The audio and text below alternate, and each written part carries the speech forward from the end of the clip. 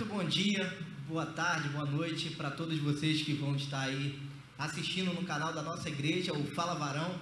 Estamos de volta depois de 2 semanas aí, né, parado, resolvendo algumas questões técnicas. Nós estamos de volta e nessa noite não vai ser diferente. Eu tenho certeza que você vai ser impactado com o testemunho do nosso convidado que está aqui com a gente hoje. Ele vai ser, eu tenho certeza que vai ser muito gratificante você poder sentar na sala da sua casa e ouvir esse PIBcast de hoje. Eu queria, antes de começar, que você já se inscrevesse no canal da nossa igreja, curtisse aí, acione o sininho, para que o YouTube entenda que esse conteúdo é muito importante para o canal. Então, gente, não esquece, tá? Acione o sininho, curte, comenta, compartilha também com pessoas que você tem certeza que vai ouvir e vai se identificar com o testemunho do nosso convidado. Sem mais delongas, vamos lá. Hoje a gente tem um convidado aqui também muito especial. A gente está no mês de aniversário da nossa igreja, 54 anos. E a gente vai trazer pessoas aqui que viveram a história da nossa igreja. E é com muita alegria no coração que eu quero apresentar o nosso irmão, amigo da nossa igreja, diácono irmão Vanderlei. Muito obrigado, meu irmão, por ter aceitado esse convite de hoje. Espero que você fique à vontade aí para contar suas histórias aqui na igreja, que você viveu aqui, né? Eu tenho certeza que vai ser muito gratificante para quem está em casa poder ouvir o irmão Vanderlei de uma outra forma, né? Fora do altar, né? E queria que você começasse, Vanderlei, já se apresentando para quem está em casa, né? Apresentasse o seu nome, sua família, seus filhos. Fique à vontade. Primeiramente, eu que agradeço a oportunidade de fazer parte desse projeto importante que vai ficar guardado e preservado para gerações futuras, para que daqui a 50, 60 anos, outras pessoas que aqui chegarem, né, possam olhar esses vídeos e ver como é que a igreja era no passado, né? Meu nome é Vanderlei, sou casado com a Rosilene, temos 3 filhos, Adriele, Alexandro e Camille, e tem um netinho agora com 2 meses, né, que trouxe uma alegria imensa para a família, né? Eu sempre falo que a minha continuidade ainda aqui na terra, quando o Senhor me chamar, ainda vai permanecer, né? Através dos meus netos, né? E poder saber que o meu nome, meus pensamentos, minha forma de agir, de conduzir as coisas, vai estar dando continuidade em gerações futuras. Fala aí pra gente aí, quanto tempo você mora aqui em Vargem Grande, você é morador aqui há pouco tempo? Fala um pouco aí pra gente que está em casa aí, conhecer um pouco mais aí da sua moradia por aqui. Meus pais, eles pareciam até nômades, né? A gente quase não parava em muitos lugares, né? Eu nasci aqui em Vargem Grande, ali no Cambugui, e com 7 anos, meu pai, nós nos mudamos daqui para Realengo, né? Houve um probleminha, meu avô, a gente tinha um sítio aqui, né? E por questões de família tivemos que vender o sítio, meu pai vendeu a propriedade e teve que dar o dinheiro para os meus tios, né? Irmão da minha mãe, e nós tivemos que ir para um outro lugar. Então ficamos afastados aqui durante um tempo e voltamos. Eu já estava com mais ou menos 10, 12 anos, né? Aqui para Vargem Grande, aí fiquei até os meus 24 anos, quando eu me casei, aí fui morar na Cidade de Deus, fiquei na Cidade de Deus 10 anos e retornei agora, né? Tem 3 anos, né? 3 anos para Vargem Grande. Isso. Agora a gente vai começar as perguntas aqui, Vanderlei. Eu já queria que você ficasse à vontade para você poder contar um pouco da sua história. Queria que você contasse para as pessoas que estão em casa quem é o Vanderlei. O Vanderlei já nasceu no berço evangélico, né? Família, mãe, pai. Como é que foi como é que você conheceu Jesus? Eu vou dizer assim, minha família, meus pais não são evangélicos, né? Não eram evangélicos, só era evangélico na minha casa, só minha mãe, minha irmã mais velha, meu cunhado, Exaltino e Samuel, que eram diáconos aqui, também estão na glória agora, né? Que teve uma influência muito grande na minha vida. E eu vivi aqui em Vargem Grande, meu pai tinha um bar aqui em Vargem Grande, né, no Canal Grande, onde virava a noite com mesa de bilhar, né? E eu não conhecia Cristo nesse período, eu estava com, vamos dizer assim, 12 anos, né? E por essa influência eu jogava, eu e meu irmão, né? A gente conhecia todo o macete da mesa de bilhar e a gente jogava valendo com os homens mais velhos, senhores mais velhos, né? Porque a gente já conhecia o macete da mesa. E também naquela época a gente se envolveu muito com muitas coisas dentro do canal, né? Que antigamente tinha Honda, Bambá, essas coisas todas. Então meu pai pegou e decidiu vender tudo e nos levou para a roça, lá para o interior do Espírito Santo. Isso nós chegamos lá, eu era 15 anos de idade, né? Não estava acostumado a trabalhar, tivemos que trabalhar na lavoura, capinando, fazendo colheita, plantando. E foi lá que basicamente eu tive encontro com Deus, né? Com o Senhor, né? Como lá no interior a gente tem uma igreja católica e uma igreja evangélica. E toda a família do meu cunhado também morava lá, mas a minha irmã, eles que nos levaram para lá, arrumou todo jeito para a gente se mudar para lá. E eu comecei a frequentar a igreja batista lá, né? Então lá eu aceitei a Cristo lá, né? No Espírito Santo. Fui batizado lá também na igreja, segunda igreja batista São Mateus, né? E ficamos lá mais ou menos 3 anos morando lá e retornamos para o Rio, né? Porque lá nós tomávamos conta de 3 fazendas, né? E trabalhávamos muito. Só que nós tínhamos uma promessa lá de sermos meeiro do fazendeiro, né? Uma plantação que nós fizemos de café, né? Nós plantamos 15 alqueires de café, né? Eu e meu irmão, praticamente nós tomávamos conta de tudo. E quando o café começou a dar as primeiras, vamos dizer assim, as primeiras flores, né? Porque ia começar a dar a primeira carga de café, meu pai foi conversar com o fazendeiro falou que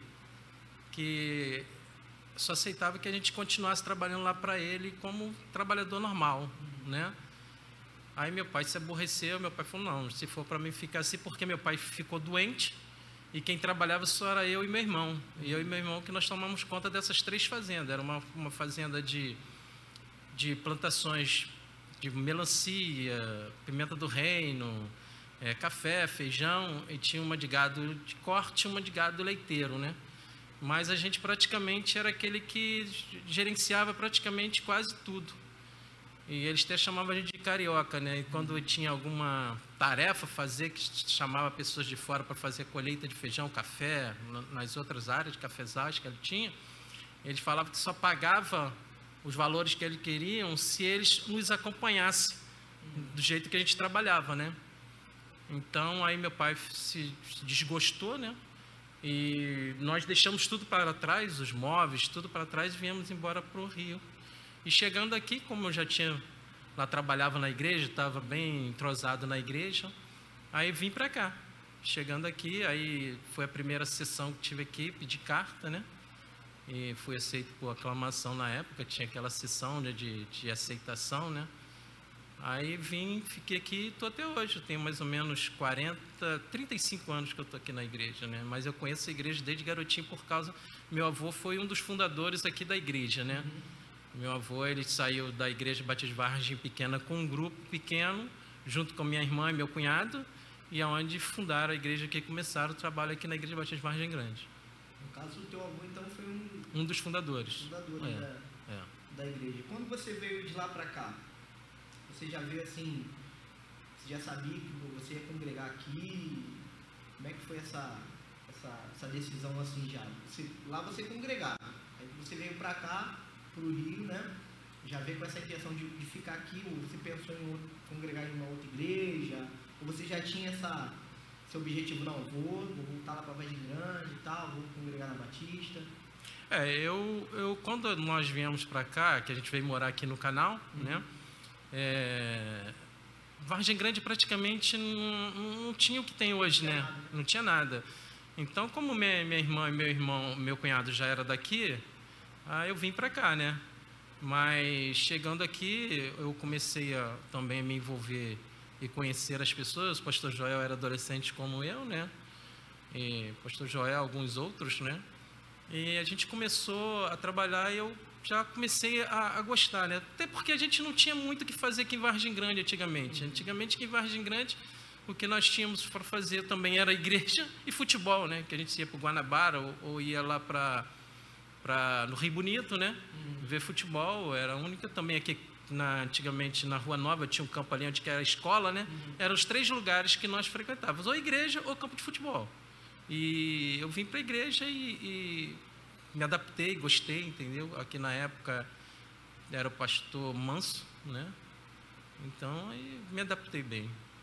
Quando você veio para cá, como é que foi a sua criação, assim, de questão evangélica, questão de cristianismo?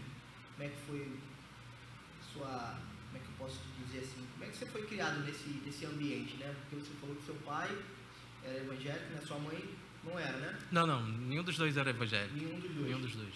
Como é que foi essa questão para você, tendo os pais não evangélicos? Olha, a minha criação com meus pais, por exemplo, minha mãe e meu pai nunca foi contra, né? Até porque minha mãe, nova, ela frequentava a igreja, mas não tinha tido um encontro com Deus, não tinha aceitado a Cristo, ela participava, né?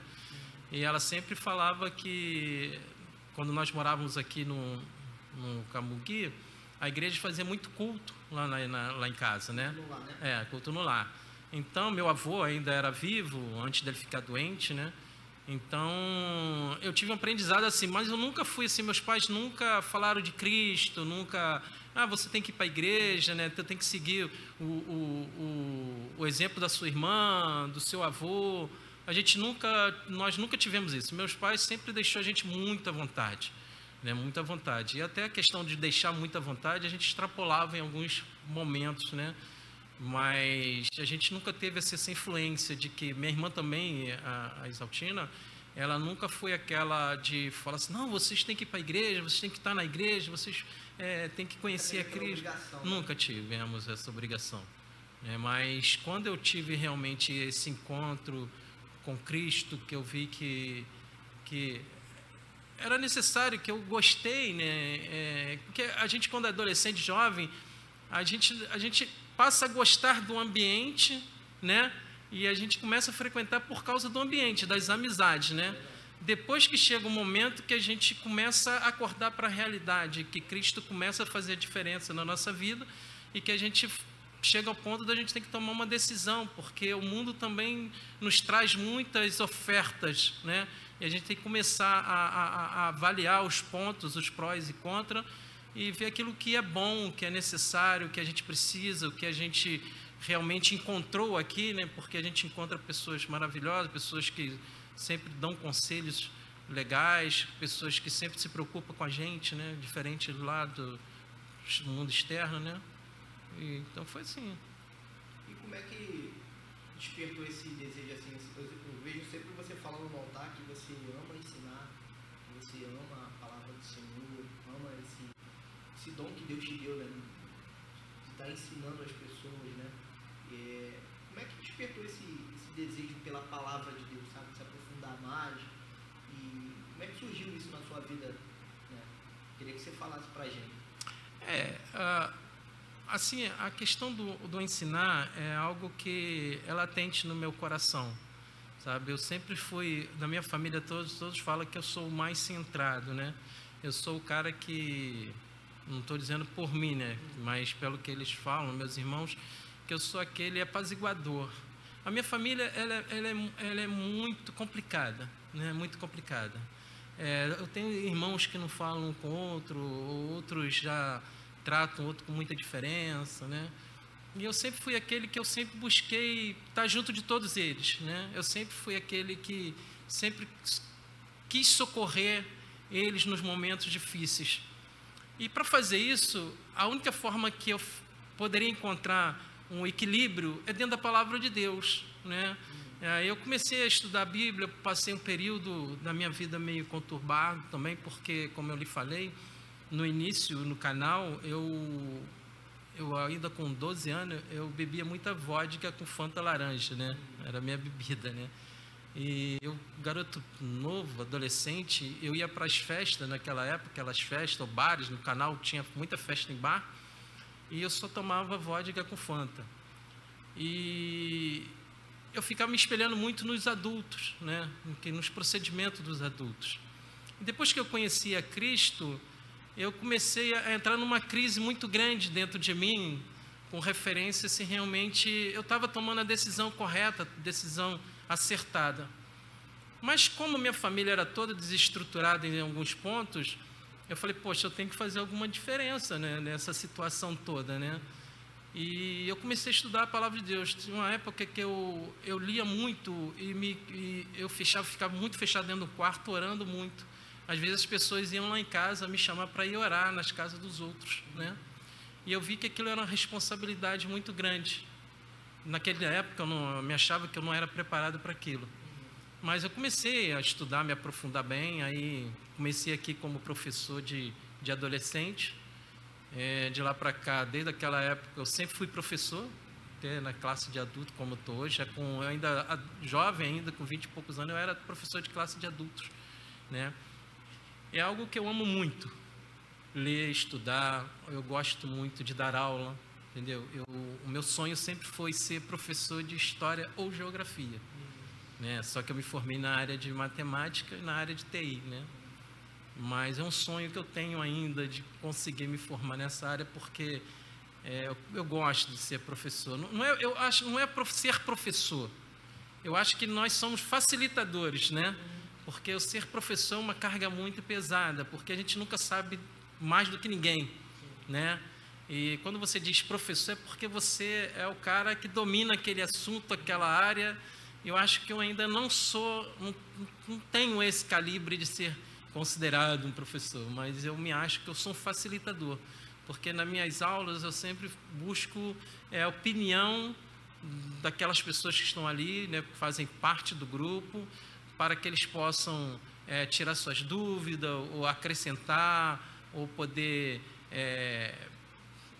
trazer um escopo legal do que a gente está tratando. E eu acho isso muito importante, eu acho fundamental que as pessoas tenham uma base bíblica forte para poder encarar os problemas da vida. E o que foi que me ajudou a ser o que eu sou hoje, né? Eu olho os problemas às vezes assim, eu acho que muitas das vezes eu sofro mais com o problema dos outros com meus próprios problemas. Absorvo mais. E isso tem me atrapalhado muito. Eu sofro muito com isso. Eu sou muito emotivo nesse caso, né?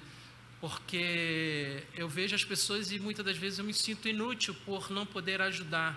Mesmo com o conhecimento que muitas das vezes você tem de conhecimento de Bíblia, né, de presença de Deus, assim, vamos dizer assim, você vê que você se sente inútil, porque você quer levar uma palavra, algo para a pessoa, e você se coloca no seu lugar que você não está preparado muitas das vezes, né? Mas eu amo dar aula. O legal é de você sempre estar ensinando, né, de você se colocar nesse lugar de estar passando aquilo que você aprendeu para as pessoas, você sempre escuta uma opinião diferente do assunto que você já tem, né, na sua cabeça, né? Então, como é que é isso para você? Você é professor de EBD, você chega lá com um assunto lá pessoal, aí Vanderlei, mas eu entendo dessa forma assim e tal. Como é que é isso para você? Você está sempre aprendendo, né? O ensino da palavra, ele é muito abrangente, né? E como a gente tem aquela questão de que cada um tem... O Senhor fala de uma forma, né? No entendimento, cada livro que a gente lê, cada versículo que a gente lê, cada um de nós vai ter uma interpretação diferente. Às vezes tem uma interpretação que é aquilo que convém ao momento que a gente está enfrentando, a dificuldade que a gente está passando, fala daquele momento, né? Mas se você estiver num momento diferente, aquela palavra vai te falar de uma outra forma, você tem aquela interpretação diferente. Mas é muito legal quando você traz um escopo ou traz um tema e você ouve os irmãos, né? Poxa, irmão, eu não entendi isso. Eu sei que quando eu fiz seminário, quando eu cheguei no primeiro dia de aula, um professor falou assim para mim assim, para mim não, para a turma, né? Olha, esquecem tudo que vocês aprenderam de púlpito. Esquecem tudo. Zera a mente de vocês, tá? Porque aqui a gente vai tratar de assunto que talvez vai escandalizar aquilo que você aprendeu lá de púlpito. Então vocês têm que estar preparados para isso. A escola bíblica dominical, o ensino da palavra, é básica, não chega a esse ponto, porque a gente tenta não trazer assuntos tão polêmicos, tão pesados, ou tentar desfazer aquilo que é pregado no púlpito. Sim. A gente tem muito desse cuidado, né? Para não gerar confusão também. Mas a gente vê quando as pessoas têm sede, desejo de aprender. Elas olham para você assim e você sente que é como se você, aquele memezinho na internet, que você vê aquele negócio na cabecinha da pessoa, fica girando, né? Fica girando. Então é muito interessante e às vezes a gente se sente até meio que de uma forma meio estranha, porque tem perguntas também que a gente vê irmãos já antigos de igreja, com perguntas tão iniciais, sabe? Aquilo que eles deveriam aprender no início da caminhada com Cristo, né? E a gente vê que, mas isso assim é aquilo que a gente vê que também muitas das vezes a pessoa não tem interesse de ler a Bíblia, né? A pessoa não acha que a Bíblia, eu só vou recorrer à Bíblia quando eu estou passando por uma determinada dificuldade. Aí eu corro a Bíblia, vou ler, vou pesquisar, vou me aproximar mais de Deus, entendeu? Então as pessoas escolhem, eu só leio o Provérbio, só leio o Salmo, só leio Mateus e Marcos, entendeu? Porque isso condiz muito com a minha vida, mas não lê o livro na integralidade toda dele, não busca Deus para entender lá do Velho Testamento, porque o Velho Testamento, o Novo Testamento é baseado no Velho, você tem que entender muito. Se você não entender o Velho, você não entende o Novo Testamento, entendeu? E o Velho Testamento, a gente fala com o Velho, não é velho, né? São boas novas, né? A gente vai ver que ele traz ensinamentos fundamentais para a nossa caminhada com Cristo hoje. O entender o que é o sagrado, entendeu? Entender o que é o culto, o entender aquilo, como você deve se portar diante de Deus, dentro do culto, dentro da casa de Deus, como é que você deve trazer sua oferta, como você deve se posicionar aqui na casa do Senhor, diante do Senhor, porque às vezes as pessoas não entendem, né, a profundidade que é você estar na presença de Deus. Acha que vir à igreja é algo normal, como se ele fosse ao shopping, como se ele fosse na casa de um parente, né? Mas não é. Eu acho que estar na casa de Deus tem que ser diferente. Você tem que ver com um ânimo diferente. É como se você tivesse muito tempo afastado daquela pessoa que você ama, do seu pai, de alguém que você ama, e você fala assim: hoje eu vou ter encontro com aquela pessoa que há muito tempo eu não encontro. Mesmo que você venha no culto toda semana, mas todo culto é especial. Sim. Entendeu? E a palavra de Deus, quando eu tenho a responsabilidade de trazer a palavra, hoje a gente está mesclando entre eu e a Rose, né? Cada domingo um traz a palavra, o ensino da EB, e eu me preocupo muito, sabe? Um preparo que eu tenho durante a semana, eu fico meio que estressado, sabe? Fico meio estressado. Às vezes eu vejo que eu não atingi o que eu deveria atingir para poder trazer um ensino abrangente, fortificado, entendeu? Para que as pessoas pudessem entender. Quando eu dei aula numa igreja que eu era membro lá na Cidade de Deus, era uma igreja grande, e na classe que tinha 4 classes de adulto. Na classe que eu era líder e professor, que tinha 4 pastores, eu era o professor, eles me deram essa oportunidade, né? Eu agradeço a Deus que aprendi muito lá também. E tinha 60 e poucas pessoas da classe, né? E toda vez que eu dava aula lá, e como dou hoje também aqui na escola, mesmo tendo poucas pessoas, mas eu sinto calafrio a cada momento, sabe? Quando eu olho para o semblante dos irmãos que ali estão, sabe? Eu sinto uma responsabilidade muito grande, porque o ensino da palavra, aquilo vai perpetuar no coração da pessoa, né? No entendimento, na cabeça, no coração, é aquilo que ele vai levar como regra para a vida dele, no entendimento daquilo que a palavra de Deus diz. E eu me cobro muito com referência a isso. O Vanderlei, ele já andou aí meio fora dos caminhos, já deu umas vaciladas de vez em quando aí? Já. Eu falo que quando aqui na igreja, né, nós éramos poucos jovens, né, eram poucas pessoas. Eu sempre gostei de jogar bola, né? E eu joguei no Júnior do Flamengo, quando eu estava jogando, joguei aqui no time do Curva, né, que era um dos melhores aqui do bairro, joguei no Guanabara. E eu sempre fui um cara muito, assim, esporte comigo sempre foi uma coisa muito séria. Eu nunca gostei de perder. Então, quando a gente tinha jogo aqui, a gente tinha um time aqui da igreja, né? E às vezes a gente ia jogar e tinha o Sérgio Brauna, tinha alguns outros irmãos que a gente jogava, os irmãos do pastor Joel, e eles falavam que eu era muito estressadinho, né? Porque a gente jogava contra as outras igrejas, e se o cara desse uma pregada em alguém, eu falava, pode deixar comigo, que eu era jogar de zagueirão, né? Zagueirão, e chegava ripando todo mundo, né? Então eu joguei aqui no Curvo, uma época eu fui jogar lá na Cabeça de Porco, na Taquara, na favela, né? E jogando, aí um colega do outro time deu uma chegada num colega da gente, né? E quando o cara veio, eu falei assim, pode deixar, quando ele vir aqui eu acerto as contas. E quando o cara veio, naquela época a gente jogava aquela chuteira, trava de alumínio, né?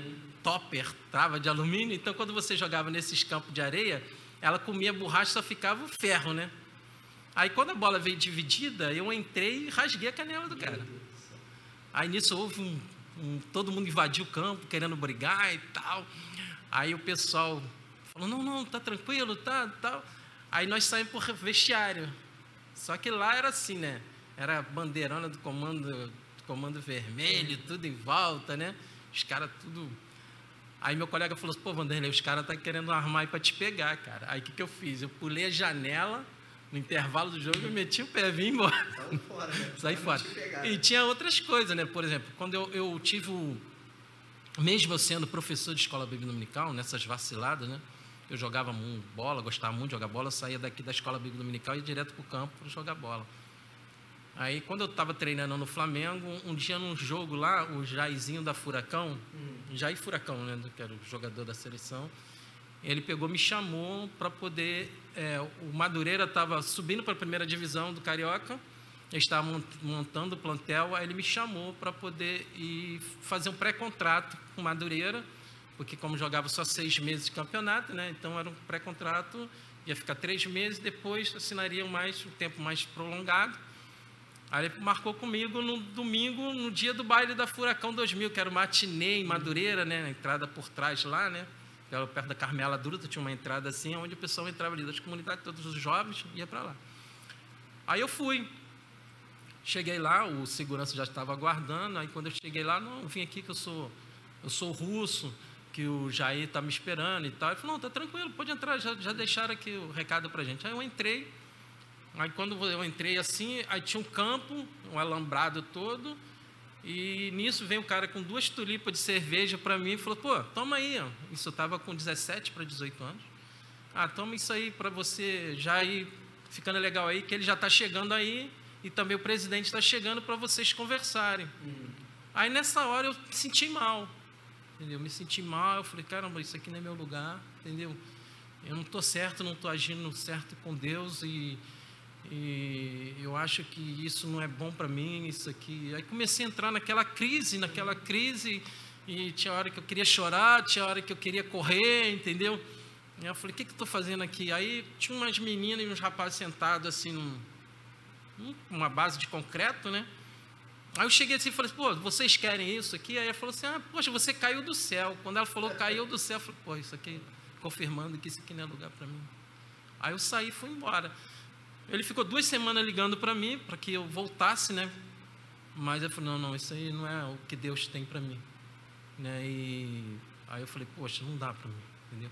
E tinha outras coisas, né? Quando eu era muito novo, né? Chegou a beber? Eu bebia essa vodka com Fanta. Só isso? Fanta laranja. Cerveja, Não. essas coisas tu Não. nunca chegou a beber? Não. Fumar também? Nunca fiz. Eu fumava escondido do meu pai, né? Meu pai fumava, né? Eu via meu pai fumando, aí eu e meu irmão, a gente pegava o cigarro dele, ia pra lá e ficava fumando. Não tinha negócio de fumar rápido, né? Pra ver, né? Mas assim, aprontava. É isso que eu tô te falando, né? Às vezes meu pai, esse bar que meu pai tinha, né? A gente roubava, pegava dinheiro dele, né? Era criança, pegava dinheiro dele para poder jogar a ronda, jogar bambá, às vezes... Essa mesa de bilhar a gente jogava valendo dinheiro com os outros, entendeu? É porque a gente não tinha estrutura, né? Não tinha estrutura, não tinha conhecimento. Às vezes, mesmo que nossos pais tenham cuidado, mas por também eles não terem esse conhecimento real das coisas, eu acho que está fazendo bem, né?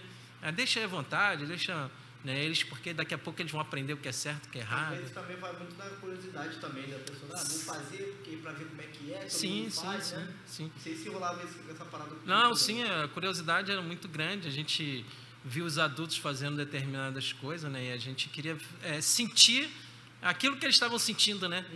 Poxa, se eles bebem ou se eles fumam, acho maneiro, né? E antigamente, quem fumava, as meninas né, achava o máximo, né? Um cara novo, um rapaz novo fumando, se considerava adulto, né? Já tinha uma outra cabeça, já era um cara mais responsável, né? E a gente via aquilo e a gente falava, poxa, se eu fumar, elas vão achar que eu não sou tão criança, né?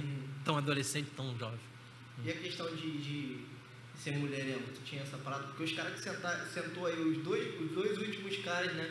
Que sentou aí, os caras eram mulherengo pra caramba. O Wallace foi o último agora, rapaz, o bicho era mulherengo. Tu era assim também? Não.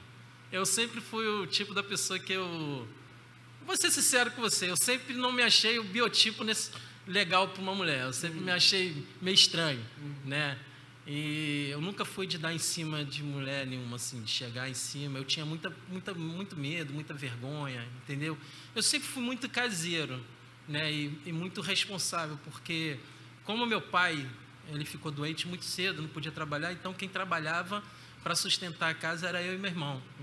E a gente saía muito cedo, 5 horas da manhã, chegava 11 horas, meia-noite em casa. E eu principalmente, meu irmão era mulherengo, meu irmão era meio mulherengo.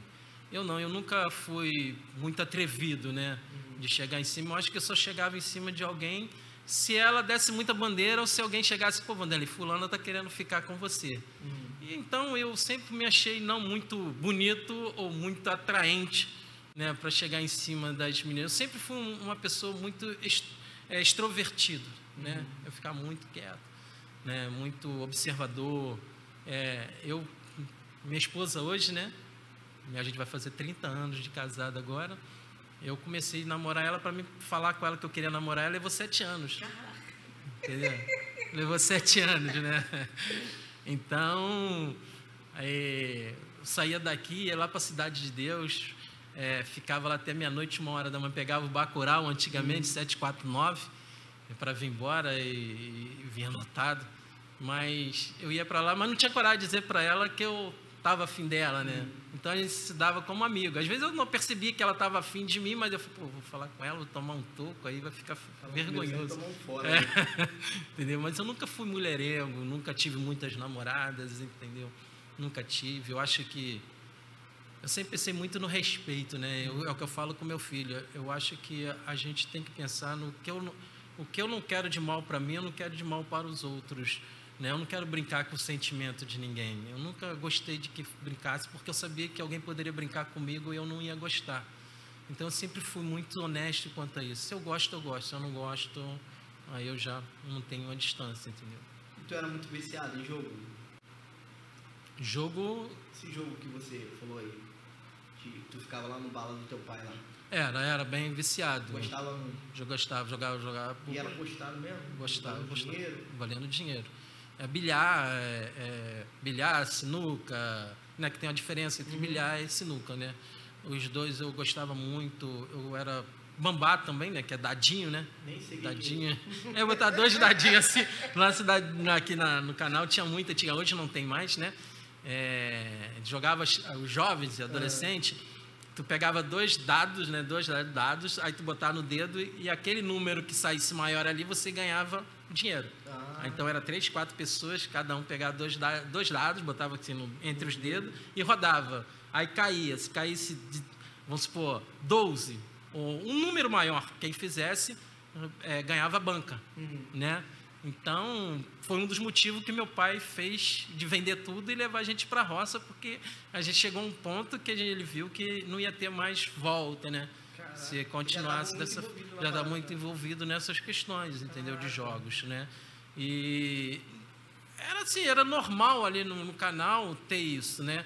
Mas estava chegando a um ponto que aquilo ali, ele estava vendo que ia chegar a um ponto que ia ser muito ruim para a gente, né? Mas aí a gente teve que sair, meu pai teve que levar a gente para lá para a gente poder se consertar, né? Foi um período que a gente teve no Egito, né? A gente passou pelo Egito lá, né? Então a única questão mesmo foi mais o jogo mesmo, né? Ainda bem que mulher, então, não teve problema, mas jogo... Mulher, eu nunca tive esse problema que os outros tiveram, né? Até porque, como eu lhe falei, eu nunca fui mulherengo, eu nunca gostei de brincar com o sentimento de ninguém, sabe? Eu sou o tipo do cara, como eu tô falando, não sei se é porque eu sou muito emocional ou emotivo, né? E eu via isso com muito cuidado, eu não gostava de brincar com ninguém. Tu vê isso muito da tua criação? Seu pai e tua mãe eram assim, igual você? Você se vê neles, nessa questão assim? Eu me vejo assim, tanto no meu pai quanto na minha mãe, que eles eram pessoas que eles olhavam para a pessoa com um olhar muito diferente, entendeu? Meu pai e minha mãe, ele nos ensinou ser sempre gentil e útil às pessoas, sabe? Aquele negócio que meu pai, lá em casa, minha mãe fazia, aos domingos, ela fazia 3 frangos por domingo. Né? Lá em casa, a gente, quando pensava que nós tínhamos acabado de almoçar, chegava uma outra tropa para poder almoçar lá em casa.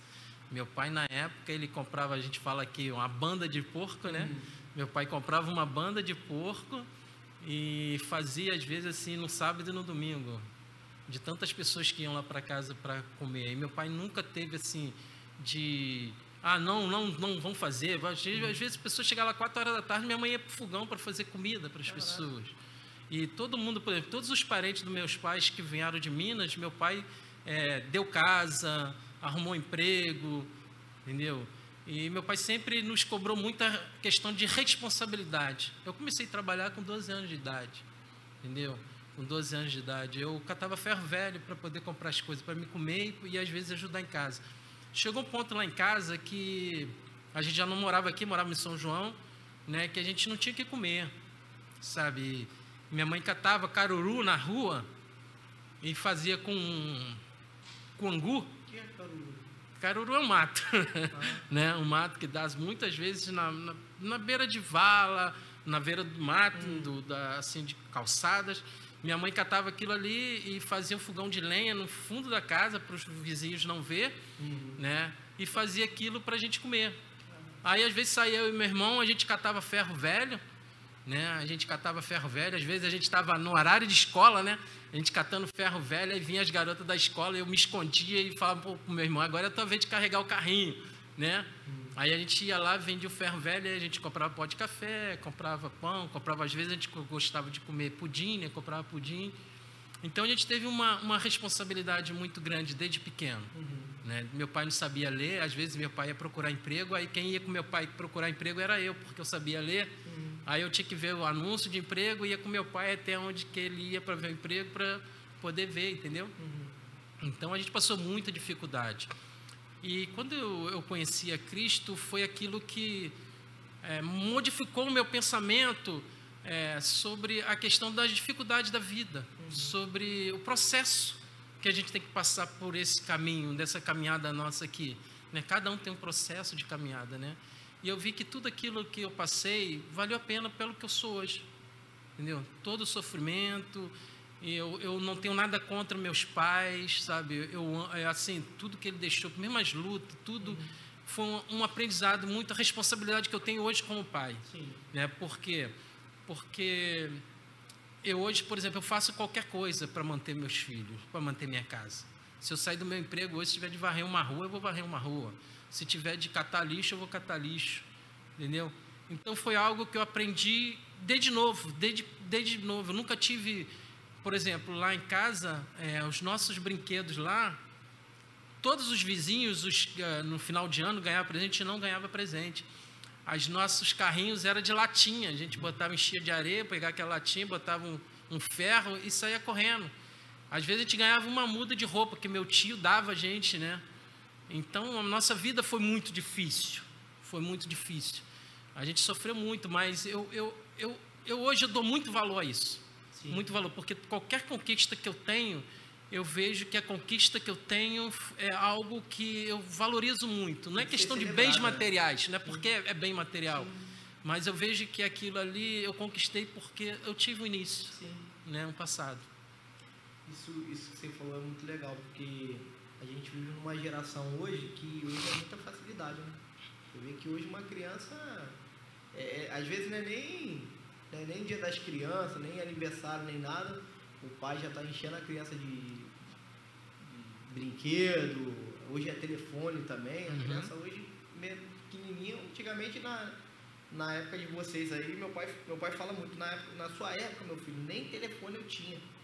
Era dentro da roça ali, trabalhando, pra gente poder comprar roupa pra gente mesmo. E eu vejo assim, você falando, eu me lembro muito, porque meu pai fala muito isso comigo também, dessa vida sofrida, sabe? E você vê que hoje em dia tudo é muito mais fácil, né? Eu queria que você falasse também agora, Vanderlei, de como você conheceu a tua esposa. Vai fazer 30 anos, né, que você falou aí. Eu queria que você falasse um pouco aí também. A minha esposa, eu conheci ela aqui. Aqui como? Porque ela veio cantar aqui na igreja, porque o pastor que assumiu a nossa igreja, aqui o pastor Alfredo de Medeiros, ele foi pastor na igreja dela, foi o fundador da igreja que ela era membro, né? Então a gente, na época, eu era líder dos jovens aqui, então a gente fez um convite para que a juventude deles viesse aqui cantar. Então ela veio cantar, né, com o conjunto deles, né? Vozes de Canaã, que era o nome do conjunto deles. Então, eu como líder dos jovens, a nossa igreja tinha muita pouca gente, entendeu? Então, quando eles vieram de lá, eles encheram a igreja, né? Então, a gente não tinha nem como falar assim, vamos conhecer os nossos visitantes, agora vamos bater palmo para os visitantes. Não tinha nem como, porque o número deles era muito maior, é muito mais gente do que a nossa. Então, ela conta, né, que eu estava aqui atrás, né, que era o gabinete pastoral aqui atrás. Então eu saí, já estava todo mundo aqui, eu saí para dar a abertura, né? E ela me viu, diz ela que gostou, achou que eu era o rapaz mais bonito daí, porque também não tinha rapaz, só tinha eu praticamente, não tinha quase ninguém. Mas estava minha sobrinha e minhas duas sobrinhas, né? Estavam sentadas aqui na frente, eu fiz a abertura e sentei do lado das minhas sobrinhas e eu abracei, porque eu sempre fui muito carinhoso com minhas sobrinhas, eu sou carinhoso até hoje, né? Então minha esposa pensou que eu era namorado de uma das duas, né? Então, ela falou, não, poxa, o único rapaz que tem mais ou menos aqui, né? Já tá. Então, ela pegou, no final, eu tinha prestado atenção nela também, né? Aí, no final, eu fui falar com ela, fui falar com os jovens, com o líder dos jovens deles, né? E me apresentei e tal. Aí, um colega me chamou para fazer uma visita lá na igreja dele. Aparece lá e tal. Aí, eu passei a ir lá por causa dela, né? Aí, eu comecei a ir. E sempre que eu ia lá, né, os outros já falavam assim, o russo já está aí, falava para ela, para outra menina, porque ela tinha uma amiga, né, que é considerada como irmã, as duas só andavam juntas, né? Então eu chegava lá sempre e já dava aula lá também, às vezes me chamava para dar aula e tal. Então eu conhecia ela lá, foi onde que a gente ficou praticamente como amigos 7 anos, né? Aí chegou num dia que eu cheguei para ela e falei que eu estava afim dela, né? A gente tinha esse linguajar, né? Que eu estava afim dela. Aí ela falou que não, que só me considerava como amigo. Eu falei, então tá beleza. Aí eu falei, também já que é assim. Aí fui embora. Falei, pô, nunca mais eu boto o pé lá. Aí um belo dia ela apareceu na minha casa. Ela com essa colega dela e um amigo, né? Que era também considerado o irmão dela também, que morou dentro com ela, né? Desde pequena a mãe dele faleceu, ele ficava muito com ela lá. Aí apareceu lá em casa. Aí nesse dia nesse dia mesmo a gente começou a namorar, que foi no dia do aniversário dela, entendeu? Aí a gente começou a namorar, estamos aí, 30 anos. E como é que foi o processo? Demorou muito para casar, noivado? Não, o processo foi rápido. A gente noivou com 1 ano, com 2 anos e pouco, a gente casou. Já se conhecia 7 anos. Já se conhecia, né? 7 anos. Assim, na época eu estava fazendo faculdade, eu queria ter terminado a faculdade antes de me casar, né? O grande problema nosso é que a gente, vamos dizer assim, a gente não tem maturidade suficiente, mesmo que a gente chegue a 20, 25 anos para casar, a gente vê que a gente não tem maturidade para a responsabilidade que é ser um gestor de um lar, ou ser um marido, né? Então, quando a gente resolveu casar, né, eu fui morar com ela na casa dos meus pais, né? Aí já começa a criar um problema. Não que ela discutia, brigava com meus pais, mas não é seu espaço, né? Não tu não tem liberdade, tu não tem assim, aquela convívio com as pessoas, se acertar, você como esposo, marido, né? E a gente morou com meus pais mais ou menos 1 ano e pouco, 2 anos. Aí depois eu fui morar na Cidade de Deus, aluguei uma casa na Cidade de Deus e nós morávamos perto da casa dela, dos pais dela, né? Aí nisso a gente já estava morando, já tinha uma filhinha, né? Que era a Adriele, a nossa filha mais velha. Mas chegou um ponto que eu também não podia mais pagar aluguel, eu não tinha mais condições de pagar aluguel. Aí minha sogra e minha cunhada, elas cedeu um espaço atrás, tinha uma casa, né, uma meia águazinha, né, com 3 cômodos para a gente morar lá. Aí eu fiz uma obrinha, né, só para a gente entrar, dei uma ajeitada, né, no barraco lá, e a gente entrou, né, e fomos morar, a gente foi morar lá nos fundos da casa da minha sogra. E nós vivemos lá durante 24 anos, né, morando lá praticamente. Foi momentos maravilhosos, tivemos muitas coisas. Vida a dois, mesmo a gente sendo cristão, né, a gente fala assim, o cristão vive uma maravilha. Não, a gente tivemos brigas, tivemos as lutas, entendeu? Mas tudo foi para o enriquecimento. Eu sempre fui do tipo da pessoa, meu pai sempre falava assim com a gente, né? Casal não se deve brigar. Porque desde o momento que o casal briga, perdeu o respeito não se conquista de novo. Acabou o respeito, acabou tudo. O amor você consegue resgatar, mas o respeito você não resgata mais. Desde quando um perde o respeito pelo outro, acabou o relacionamento. Então, na hora da discussão, ela ficava muito chateada que eu nunca fui de brigar. Eu saía, deixava ela falando sozinha. Talvez uma falha, é errado, mas era a forma com que eu tinha de evitar o confronto. Né? Porque eu sou do tipo da pessoa também que eu sou meio nervoso. Então, para eu não falar aquilo que não devo falar, eu prefiro me omitir e ficar quieto, entendeu? Sair. Então, muitas das vezes isso eu aprendi muito. Né? Então, a gente teve muita discussão, a gente quase se separou, né, por algumas vezes, né? Mas a gente nunca brigava assim na presença dos nossos filhos. A gente nunca discutiu na presença dos nossos filhos, nem na presença das pessoas. E uma coisa que eu sempre falei com ela, eu acho que ninguém deve saber dos problemas que a gente tem. Família, mãe, pai, irmão, ninguém deve saber. A gente tem que resolver o nosso problema interno, nós dois. Não adianta eu falar para minha família, para os meus irmãos, você falar para a sua família, seus irmãos, porque eles vão tomar partido sem ouvir o outro lado. Então, eu acho que a gente tem que resolver a nossa contenda, nosso problema, nós dois. Depois que a gente aparar nossas arestas, né, aí a gente pode até comentar com a mãe, a gente vê que é um momento propício, a gente pode comentar. Eu, até hoje, meus problemas que eu tive mesmo, ninguém nunca soube. Ninguém nunca soube, porque eu acho que é meu. É responsabilidade minha como marido, como pai, né, eu absorvi isso. E a gente se consertou, a gente se ajeitou, hoje a gente vive bem, mas a gente teve momentos muito difíceis, sabe? 30 anos, né, mano? Vai fazer 30 anos já ou já tem? Vou fazer dia 21 agora, 30 anos de casado. 30 anos de casado, com a mesma mulher? Mesma mulher, mesma mulher. Aí a pessoa, 30 anos com a mesma mulher, cara? Né, igual você falou aqui na quinta-feira, né? Hoje em dia o pessoal troca de mulher igual troca de roupa, né? É verdade. O cara hoje ficar 30 anos, 50 anos, né? Uma mulher é uma novidade muito grande para muita gente, né? Que não é, quando a gente casa é para sempre, né? A gente faz lá o juramento lá para sempre. Enquanto o Vanderlei vai tomar uma água agora aqui, eu queria chamar você, para você já se preparar, para no dia 18 e 19, nós vamos ter um encontro aqui, né? O nosso congresso, o nosso terceiro ano do congresso em espírito e em verdade. Você não pode ficar de fora. No sábado, dia 18, vamos ter aqui às 7h30, um louvor, adoração, pastor de fora, e vai ser bênção. Você não pode ficar de fora. Venha, traga sempre um visitante, traga uma pessoa que gosta de música, gosta desse momento de louvor, vai ser muito edificante, então você não pode ficar de fora. Já marca aí dia 18 e 19 de outubro, nesse final de semana agora, tá pertinho. Você vai ver aí o Fala Varão na sexta-feira, no sábado a gente vai se encontrar aqui na PIB-VG aqui, e eu espero vocês. Vanderlei, agora eu queria te perguntar, já que a gente já está no aniversário da igreja, no mês do aniversário da igreja, 54 anos, você é um cara que está aqui há 35 anos, né? 35 anos, quase 40. Então você já viveu muita coisa aqui na igreja, né? E a pergunta que eu fiz para o Alisson, eu quero fazer para você.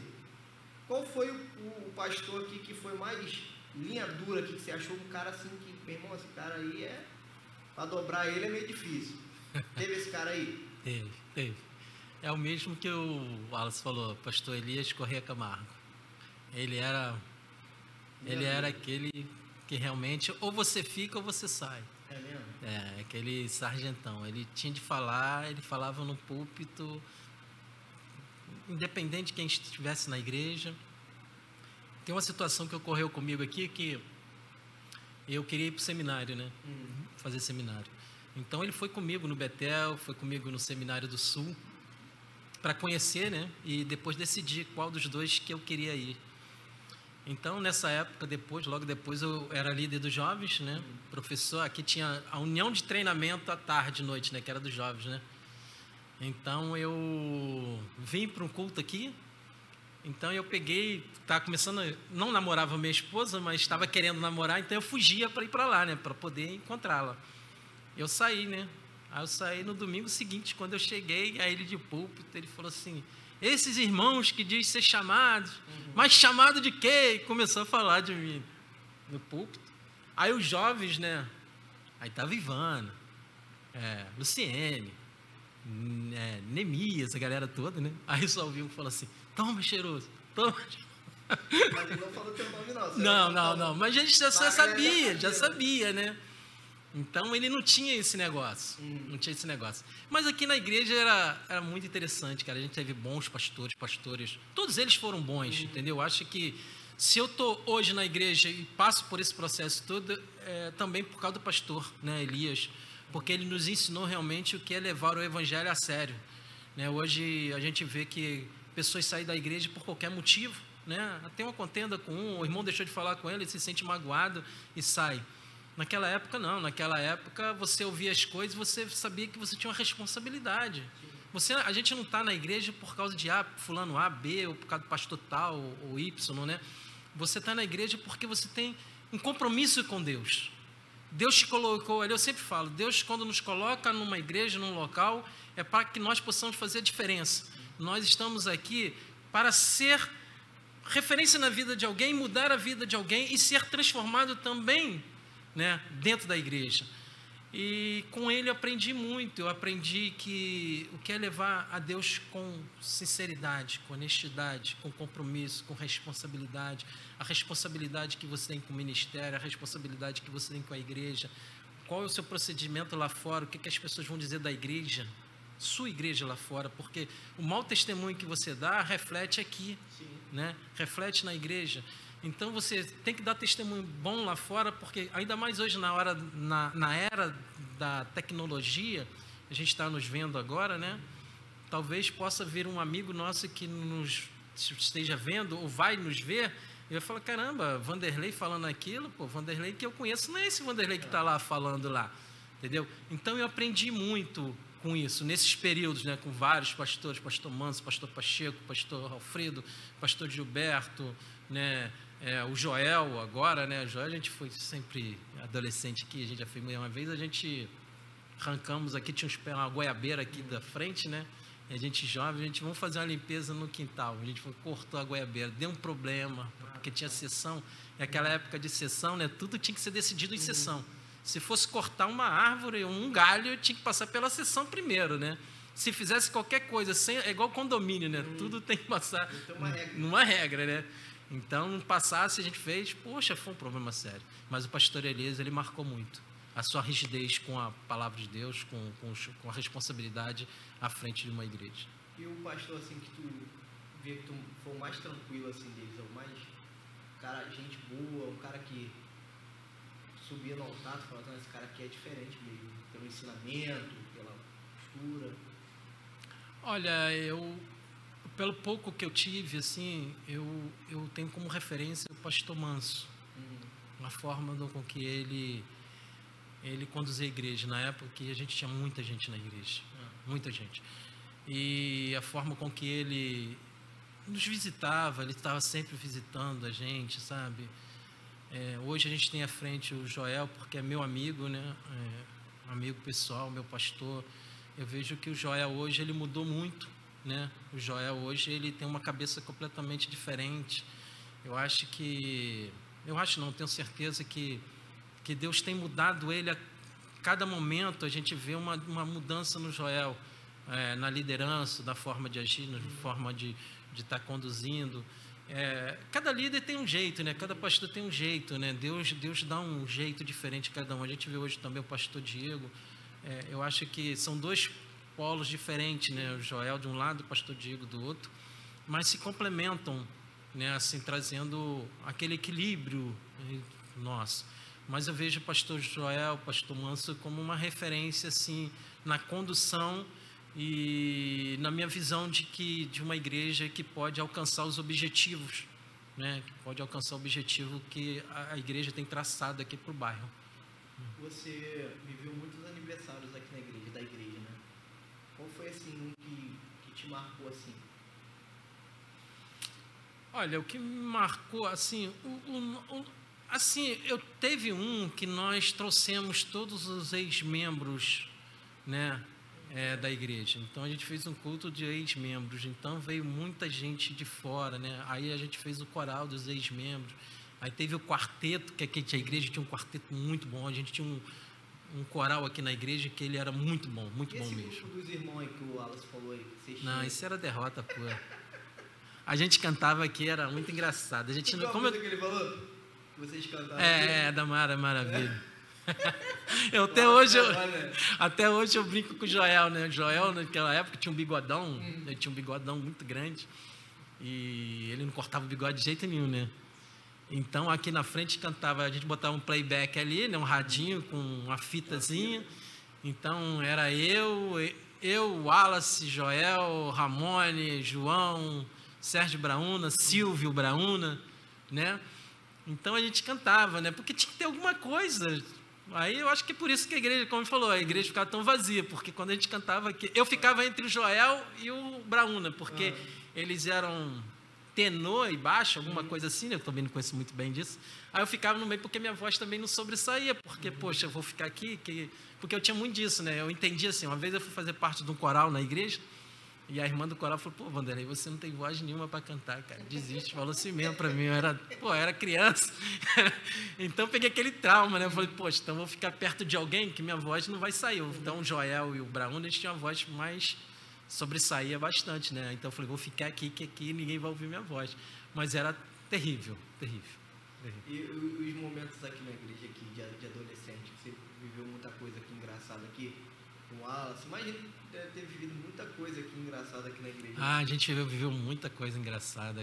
O Wallace, quando ele veio para cá, ele era bem pequeno, né? Bem pequeno. E o Wallace, eu sempre brinco com ele que lá no canal ele só vivia com uma camisinha acima do umbigo, barrigudinho, né? Descalço, sem roupa, só com a camisa, né? E depois ele veio que ele começou a frequentar a igreja aqui, pentecostal, no Vargem Pequena, a gente via ele com uma gravatinha, a gravatinha dele era pequenininha, ia até aqui em cima, de terno, né? Então a gente brincava, zoava muito ele. E aqui a gente tinha uma comunhão muito grande. Por exemplo, a gente fazia muita reunião na casa do pastor Joel, né? Em jovens, vamos fazer o congresso de jovens. Aí vamos nos reunir na casa do pastor Joel. Chegar lá só tinha banana para comer. Aí ele pegava um cacho de banana, botava, não tinha, só morava o Joel e o pai dele, né? Na Agapanta não, naquela praça lá dentro do Sacarrão. Às vezes, aí a gente ia para lá, a gente se reunia, às vezes a gente foi fazer um churrasco. Joel botou tanta coisa de mamão na carne que parecia borracha. Aí a gente comia, puxava a carne de um lado e do outro, sabe? Que não tinha dinheiro para aquela carne de segunda, mas para maciar um pouquinho, né, o churrasco. Então, muita coisa. Uma vez a gente também, isso a gente já era bem jovem, né? O pastor Elias Camargo. A gente foi para Vassouras para fazer eu acho que ele foi pastor lá, então nós fomos para lá que a gente ia fazer um trabalho missionário lá. Aí foi eu, Joel, Adeilson, que também hoje está na glória também, irmão Adeilson, e o pastor. O Joel tinha um chevetinho, né? Chevetinho bonitinho. Aí a gente foi para Vassouras. Chegou lá no morro, o chevette não subia. Ele tinha que subir de ré, a gente teve que descer do carro. Então a gente era jovem, né? E a gente passava na rua, via as garotas, né? A gente olhava. Aí a gente falava assim, Jota, tu não pode olhar não, porque o pastor está do teu lado, cara. Tu não pode olhar não, virar o pescoço não. Mas era engraçado, a gente fazia muita coisa, a gente aprontava muito aqui. A gente batia de frente nas sessões aqui, né? Tinha sessão, aquela sessão fervorosa para escolher. Antigamente, para você vir para a igreja aqui, você tinha aquela questão, batismo, por exemplo, vamos batizar, né?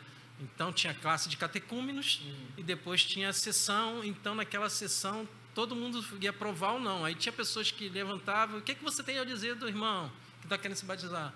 Ele ainda não está preparado, porque eu vi ele fazer isso assim, assim. Aí o outro já levanta, não, ele está preparado, a gente tem visto nele mudança de vida e tal. E a gente ficava aqui, a gente só ficava para fazer meio bagunça também, entendeu?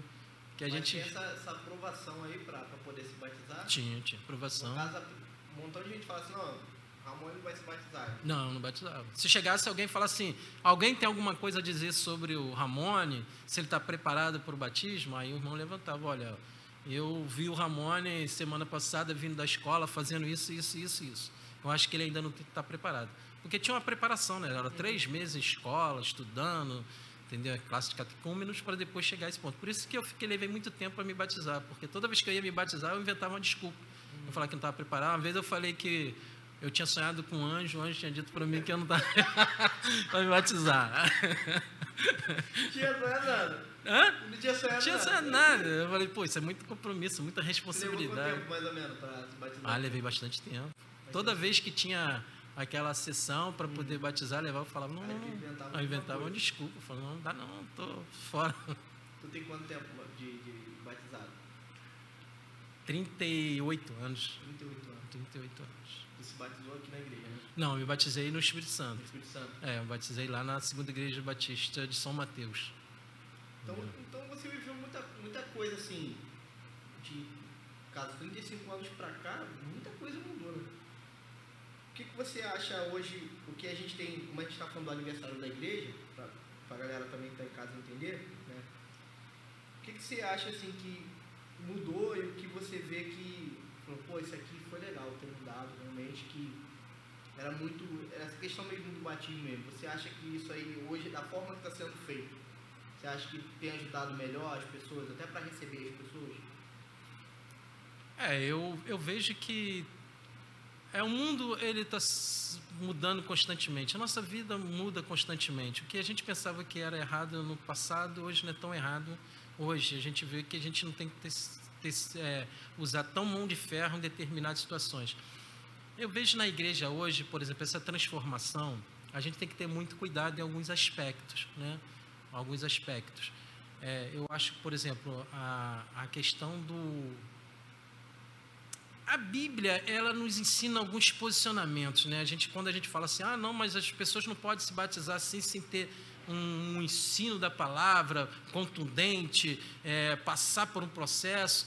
A Bíblia já nos fala diferente, né? A gente vê lá, quando eunuco lá, com Filipe, né? O que me impede de ser batizado? Então, não teve aquele preparo, teve aquele momento ali, foi batizado, e a gente vê com Jesus também falando, com o ladrão da cruz, né? Hoje mesmo tu estarás comigo no paraíso, não passou por classe. Hoje, eu acho que se a pessoa... Eu acho que vai muito do líder. O líder, eu acho que Deus dá, a gente fala o feeling, né? De entender, de compreender, no olhar, o seu líder vê se você está preparado. Sim. Eu acho que ele tem uma maturidade e uma intimidade com Deus, assim, profunda, que ele dá para ver se você está preparado realmente para aquele momento. A gente questiona muito assim, poxa, mas a igreja batizou 20 pessoas, a gente vê na igreja daqueles batizados 10 pessoas, né? Nem todos vão, mas isso é ela com Deus, isso ela vai tratar com Deus, mas eu acho que aquele compromisso vai ficar enraizado no coração dela. Ela sabe que ela tem um compromisso com Deus, mesmo que ela não esteja presente, não esteja vindo, mas ela vai carregar aquilo que ela fez um pacto com Deus, ela fez um propósito com Deus, e Deus vai tocar no coração dela no momento adequado para que ela volte, igual o filho pródigo, né? E hoje eu vejo também a questão vamos acabar com essa questão daquela sessão, né, que antigamente tinha para aprovar, que realmente naquele período muitas pessoas saíam magoadas um com o outro, porque às vezes tem pessoas dentro da igreja que tipo assim, não gosta muito de você, assim, do jeito com que você levanta alguns posicionamentos, né? Vamos supor, o Ramon, ele sempre tem um contraditório, ele sempre... E às vezes você nem assim, às vezes a pessoa, toda vez que eu vou falar alguma coisa, Ramon vem e debate aquilo que eu estou falando. Será que ele não gosta de mim? Então acontecia muito disso, que quando a pessoa falava assim, tem alguém contra a posição do irmão sobre a proposta que a irmã levantava. Eu sou contra por isso. Aí o outro irmão já levantou, não, você estava dizendo errado, porque... Então criava muito atrito, né? Criava muita mágoa, muito ressentimento, né? E hoje eu acho que essa forma de conduzir, porque o mundo mudou, e a forma com que hoje tem uma sessão, um momento de obreiros, reunião de obreiro, onde é exposto tudo diferente do que muitos, né? Tem acesso, mas se a pessoa quiser tem autonomia para poder saber. Eu acho muito interessante e agradável, mesmo que também ocorra isso, que muitas vezes ocorre isso, né? Ainda na reunião de obreiro, tem pessoas que levantam e que fazem um questionamento, mas o que falta também, eu vejo que mesmo nessas reuniões de obreiro, vamos dizer assim, maturidade para a pessoa levantar uma proposta em determinados assuntos. Acho que eu vejo hoje que muitos nessas reuniões de obreiro, não só aqui como outra igreja também, que eu pertenci, é a questão do medo de você propor algo que é contra aquela diretoria. Sim. Tá? Eu vou confessar uma coisa aqui que eu não sei se é favorável dizer, mas eu, por exemplo, uma coisa que eu sou contra nessa alteração, mudança toda, é a escolha da diretoria da igreja. Eu acho que diretoria da igreja deveria ser feita pelo plenário, por todos, não por indicação, entendeu? Eu acho assim, eu acho que deveria ser assim, eu acho que reunir todos os obreiros, ou toda a igreja, num momento propício, e tem determinadas funções que deveriam ser a igreja que deveria fazer a escolha. Mas eu acho que hoje a mudança que a igreja está tendo é favorável, pelo tempo que nós vivemos, né? Antigamente você tinha uma reunião, essa reunião de sessão, que era aberta para todos. Então, vinha visitante, o cara sabia tudo que a igreja passava, que tinha, que não tinha. Hoje nossa entrada foi tanto, saída foi tanto, a gente ajuda fulano, ajuda ciclano, entendeu? Então, e às vezes lá atrás, antigamente, tinha um quadro de dizimista. Tu entrava na igreja, por exemplo, tinha aquela porta de madeira, antigamente era uma porta de madeira, então ficava ali um tapume assim, quem vinha de lá não via aqui, você tinha que passar pelas laterais para entrar na igreja. Ali já tinha um quadro dos dizimistas, não botava valor, botava só o nome. O nome e um percevejozinho, né? Dizendo os meses que você deu oferta. Então todo mundo sabia, entendeu? Então hoje já você tem essa um momento reservado, né? Ninguém sabe, só quem é da diretoria que sabe quem dá o dízimo e quem não dá, né? Mas eu sou favorável a essa mudança, favorável que haja isso, porque isso preserva também a igreja, né? Preserva a igreja. Eu já participei de uma igreja também assim, já que o pastor lá, ele colocava o nome das pessoas que davam o dízimo no escritório dele, né? Aí, na verdade, tinha de todo mundo do Ministério de Louvor, né? Como eu tocava na igreja, eu chegava no gabinete dele e aí falava assim, hoje você não vai, essa semana você não vai tocar não, porque esse mês você não deu o dízimo. E lá dava o nome de todo mundo que era dizimista, só tocava na igreja. Isso eu vivi, participei de uma igreja que funcionava desse jeito. O pastor ele só permitia que a pessoa subisse no altar se ela fosse dizimista da igreja. Se ela não fosse dizimista, o cara não nem subia no altar para tocar, nem para cantar. Só que o que a gente vive hoje é totalmente diferente, né? Então como eu te perguntei, você acompanhou muitas mudanças que tiveram aqui na igreja, né? E uma das coisas que você me perguntar aqui para a galera, como aniversário da igreja, sobre essa mudança, né?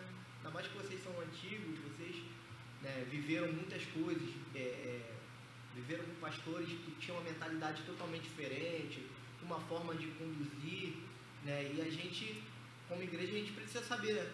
Como muitas coisas que você falou aí, eu via, né? O Ramon tem um posicionamento, eu sempre vou ter um posicionamento diferente daquilo que eu não concordar, e eu acho que é justo, né? A gente vive num país assim democrático, eu acho que a gente pode se posicionar. Se copa aqui, eu não conheço que copa aqui. O Vanderlei gosta, mas eu não acho de acordo. Isso é legal. Mas, Vanderlei, eu queria te agradecer pela tua participação de hoje, né, aqui no Fala Varão. Agradecer a todos vocês aí que tiraram um pouquinho do seu tempo para conhecer um pouquinho da história do Vanderlei, né? Que a gente espera que esse testemunho da vida do Vanderlei, desse momento que você conheceu o Vanderlei, né? Fora da igreja, o que ele viveu, a família dele, seja muito gratificante para você, que você aprenda muito com o nosso irmão aqui. E muito obrigado de verdade mesmo. Eu queria que você agradecesse aí sua esposa, sua família, a igreja. Esse é um momento de agradecimento aí. Para você que está assistindo esse Fala Varão, eu me sinto honrado em fazer parte da terceira entrevista, né? E agradeço muito a Igreja Batista de Vargem Grande por ter acompanhado, né, a minha vida em momentos muito difíceis, né? Todos conhecem aqui. Eu sempre falo, às vezes meus filhos não gostam que eu falo deles, né? Mas de quem que a gente não pode falar? Daquelas pessoas que a gente ama, né? Minha esposa Rosilene, ela tem me aturado durante esses 30 anos, muita coisa a gente tem passado. Eu acho que eu magoei ela muitas vezes, né? Pedi perdão várias vezes. Eu acho que às vezes a gente pede perdão e às vezes eu falo na escola bíblica que eu aprendi com isso, né? Eu sempre falo na IB que a gente pode tropeçar numa pedra, mas a gente não pode voltar e tropeçar na mesma pedra. Você pode tropeçar em outras pedras, mas não na mesma pedra, né? E eu aprendi muito que eu errava muito, né? Mas eu hoje não cometo o mesmo erro que eu cometia, porque não adianta você pedir perdão pelo um erro e você vir cometer o mesmo erro daquele que você... Então você não pediu perdão realmente legítimo. E a igreja me ajudou muito. Quando meu filho sofreu um acidente, que esteve em coma, às vezes eu vinha para o culto, meu filho no hospital em coma, eu sentava lá atrás, né? Foi onde que eu encontrei sustentação real para poder crer, acreditar no restabelecimento dele, da saúde dele. Foi aqui na igreja. A igreja fez a diferença quando eu passei por momentos muito difíceis, quando eu fiquei desempregado, a igreja esteve presente. Eu acho que não tem outro lugar para mim estar a não ser na casa de Deus, tá? Não tem outro lugar. Eu não me sinto fora daqui, entendeu? Eu não me sinto fora daqui porque eu acho que o que eu tenho, o que eu sou hoje, é porque tinha uma igreja, tinha um líder espiritual por trás, uma igreja me ajudando, me sustentando. Hoje eu sou professor da IB aqui, toda aula, todos vêm falar comigo, me abraçam, a gente ora um pelo outro, e é o que me sustenta, sabe? É o que me sustenta, é fazer parte dessa família, sabe? É essa família que é uma família que me acolheu, sabe? Que me acolheu. Às vezes eu não falo com um, não falo com outro, às vezes a gente olha para o irmão, a gente pensa que a gente não se dá, mas é minha família. Entendeu? É minha família. A Igreja Batista em Vargem Grande é minha casa, né? Da mesma forma que eu amo minha esposa, amo meus filhos, eu amo a Igreja Batista em Vargem Grande. Talvez eu não seja aquele filho, né, que a Igreja Batista de Vargem Grande esperava que eu seja, né? Talvez eu não seja aquele filho tão responsável como a igreja espera que eu seja. Mas eu sei que um dia eu ainda vou dar orgulho para a Igreja de Cristo, a Igreja Batista de Vargem Grande. Eu acho que falta alguma coisa para me fazer aqui. Como eu falei na outra vez aqui, hoje eu estou professor de escola bíblica dominical. Eu não sou professor. Eu estou como professor. Amanhã eu não sei o que eu serei. Entendeu? Amanhã eu poderia estar aqui na portaria ou qualquer outro lugar. Mas eu sinto que eu tenho que fazer alguma coisa para recompensar aquilo que essa igreja, aquilo que Cristo fez pela minha vida, pelo ser humano que eu sou hoje, pelo pai que eu sou hoje, pelo avô que eu sou hoje. Porque se não fosse essa igreja, se não fosse cada pastor que aqui esteve, que estão hoje, eu não sei o que seria da minha vida. Eu não sei o que seria da minha vida. Talvez eu não seria o Vanderlei que eu sou hoje, responsável, um pai, um marido de 30 anos de casado. Talvez eu não estaria mais com a minha esposa. Se eu estou hoje, vou fazer 30 anos, eu agradeço a Deus, agradeço essa igreja, agradeço a liderança dessa igreja por ter me aturado nos momentos difíceis, no momento que eu não dei testemunho, que eu não fui aquilo que eles esperavam que eu fosse, né? Mas eu procuro hoje, com a maturidade que eu tenho, de ser mais responsável como cristão, como homem de Deus, para não envergonhar o meu Deus, para não envergonhar a minha igreja, tá? Não envergonhar meus filhos, não envergonhar minha esposa, tá? E eu procuro sempre isso agora, sabe? Eu vejo uma responsabilidade muito grande. Eu sempre falo que eu queria ter o privilégio, quando eu morresse, eu pudesse ouvir e ver o que as pessoas vão dizer no meu velório. Entendeu? O que vai ficar marcado na vida deles? Entendeu? O que eu, Vanderlei, vou deixar de marca na minha geração, na minha família, nos meus filhos, meus netos, nos meus amigos, na igreja? Entendeu? Quando eu morrer, o que eles vão dizer? Será que eu vou fazer falta? Será que alguém vai lembrar, poxa, Vanderlei faz uma falta, Vanderlei... Você lembra quando ele falava na escola bíblica dominical isso assim, assim? Como faz falta? Entendeu? É isso que hoje eu vejo que é a minha responsabilidade, de deixar uma marca diferente do quem eu sou hoje, como Vanderlei, como cristão. É isso que eu tenho a dizer. Amém. Para a gente encerrar, eu queria te dizer que eu vou fazer aqui mais ou menos aqui na igreja quase 10 anos já. Estou aqui na igreja. E eu tenho certeza que a igreja ama muito você. Eu tenho certeza que você é muito importante para essa igreja, né? Para esse ministério, na vida do pastor Joel, que você conhece há anos. E eu tenho certeza que você faz muita diferença aqui na igreja, só de você se colocar os seus domingos à disposição para ensinar a palavra. E a gente vê isso quando você está pregando aqui, esse amor, né, nos seus olhos, a gente vê esse carinho que você tem, essa responsabilidade que você tem, esse zelo que você tem pela obra do Senhor, de estar ensinando. Eu tenho certeza, cara, que a igreja ama muito você, ama a sua vida, ama a sua casa, ama o seu ministério. Você não é qualquer pessoa aqui na igreja, você é um homem muito amado, você é um diácono muito amado pela PIBVG, né? E desde o momento que eu cheguei aqui, que eu vi você para mim um exemplo, né? É claro que a gente não tem essa muita intimidade como eu tenho com outras pessoas aqui na igreja, mas você para mim é um exemplo, né? De homem, de caráter. Eu sempre vi que você foi sempre esse cara dedicado. Todas as vezes que eu vi você subindo aqui, eu vi você sempre com temor, com responsabilidade, em ensinar aquilo que você vive. Você sempre falou de você, do Vanderlei, e isso é muito importante, cara. Você continue assim sendo essa pessoa maravilhosa e sempre dedicada aqui na obra do Senhor. Amém? Amém. Galera, muito obrigado aí, todos vocês. E esse foi o Fala Varão de hoje. Muito obrigado. Deus abençoe e até sexta-feira.